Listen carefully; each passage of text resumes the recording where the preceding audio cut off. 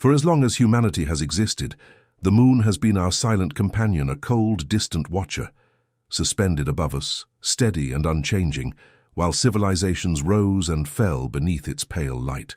We looked up at it through firelight, through glass, through telescopes, and always felt the same quiet assurance.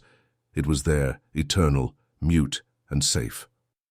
But what if that silence was never real? What if the moon was never mute at all, but only waiting patient, dormant, until the right voice called to it from the dark? If you're here now listening to this, make sure you subscribe, because what you're about to hear isn't just a story.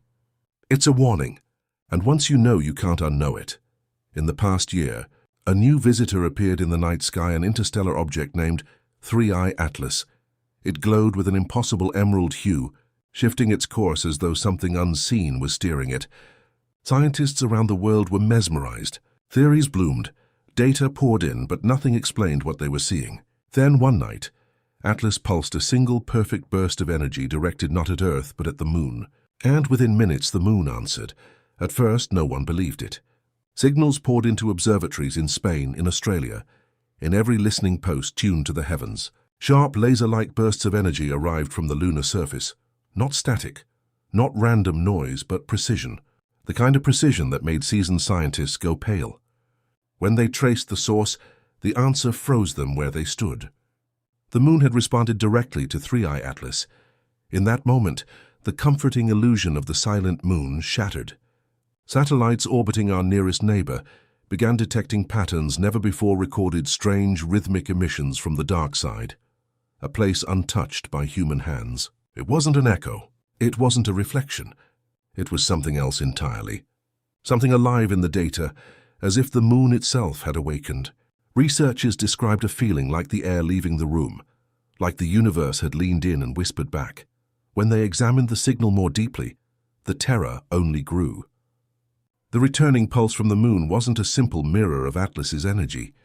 It carried new data layers upon layers of harmonics, containing prime numbers, spirals, and golden ratios identical to those seen in the green glow of Atlas. Yet mixed within were distortions, delays, as if the signal had traveled through dense material before surfacing. Lunar seismographs, still buried in the dust since the Apollo era, began to shake faint tremors, echoing the exact rhythm of the signal. Something beneath the crust had stirred. Some called it resonance. Others said it was impossible. But one quiet voice among the researchers said what everyone feared to admit. The moon wasn't just reacting. It was answering. Something hidden beneath its surface had woken, and it was transmitting. That night, the world changed forever. Whispers began to spread through the scientific community, the return of an old forbidden idea. The hollow moon theory, once laughed out of every university, resurfaced with a vengeance. They remembered the Apollo impact tests, when modules crashed onto the lunar surface and the moon rang like a bell for hours. Back then, it was dismissed as geological quirk, but now in the shadow of Atlas, that sound felt less like resonance and more like memory. What if the moon was never entirely natural? What if it had always been a construct, hollow chambers, sleeping beneath layers of dust, waiting for a signal like this one to wake them? Across the world, ancient myths took on new weight. Old Sumerian texts that spoke of the moon being placed in the sky. African legends that told of a time before it existed at all. Suddenly, these weren't dismissed as stories. They were records, whispers of something humanity had lived through before and forgotten. The moon's voice wasn't new. It was ancient. Then came the conversation. Atlas pulsed again, and the moon replied.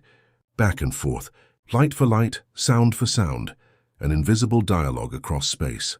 And then the worst realization of all, some of those patterns pointed toward Earth. Analysts began tracing geometric alignments in the harmonics, discovering that the signals weren't random. They formed coordinates, shapes, maps. It was as if the moon and Atlas were drawing something together, something that included us. Soon it wasn't just the skies that felt the touch of Atlas. On Earth, instruments began to act strangely. Old satellites that had been dead for years flickered to life, broadcasting strings of binary noise that matched the patterns found in the lunar response. Even radio telescopes detected phantom frequencies no one had tuned, as though every piece of human technology that had ever listened to space had suddenly become part of the conversation. And then Earth began to move. Not visibly but subtly tremors beneath the ground that didn't match tectonic maps. Compasses twisted. Auroras appeared far from the poles, glowing with that same sickly emerald hue. Animals behaved erratically, flocks forming perfect spirals, whales beaching in coordinated patterns along coasts. It was as if the entire planet had begun to hum along with the frequency of the moon. Earth was no longer a bystander. It was being drafted into the signal. Then suddenly everything went quiet. The pulses stopped. The sky was still. For 6 hours, no sound, no light, no energy wave from Atlas or the moon. Relief washed over the scientific community, but it didn't last. When the data was replayed through low-frequency filters, the truth emerged. The silence wasn't silence at all. Beneath the static was a steady hum, soft, rhythmic, deliberate, shared between Atlas, the moon, and Earth itself. They hadn't stopped talking. They had only changed their tone, lowering it beneath the threshold of human hearing. They were hiding their words. Not from each other, from us. Telescopes soon revealed another horror. During Atlas's pulses, its emerald light fractured into beams, thin, surgical rays that reached beyond physical possibility, each one aligning perfectly with the frequencies of the lunar echoes. The moon responded by scattering faint green arcs, visible even to the naked eye. For a brief, impossible moment, Earth and its moon became one massive transmitter, glowing across the void. Humanity wasn't just observing anymore. It was shining with them. Old archives began to resurface, hidden within Cold War data, and forgotten Apollo transmissions were strange readings. Bursts from the moon, ignored for decades. Tremors without cause, vibrations during eclipses. Ancient Chinese astronomers once wrote that the moon rang like a drum. Now all of it made sense. This had happened before. Atlas had been here before. Every time it returned, it spoke to the moon first. And every time humanity forgot. Then one night the entire world saw it.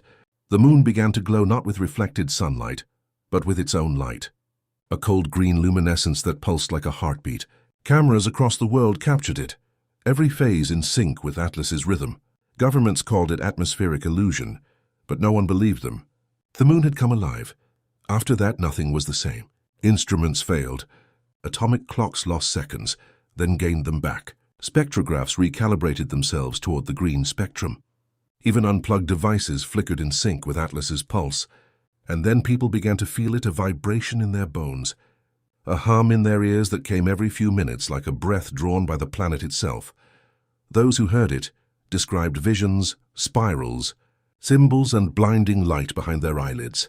Children drew patterns in sand identical to those encoded in the lunar signal. Hospitals reported patients whispering in their sleep in unrecognizable cadences, their EEG readings matching Atlas's rhythm. It wasn't just the moon that was awake now. Humanity was part of the message. And then came the discovery that changed everything. Observatories detected a fraction of the moon's outgoing signal, diverting into deep space not toward Earth, but toward the Pleiades. The realization hit like ice. The moon wasn't speaking to us. It was relaying. We were never the audience. We were the interference.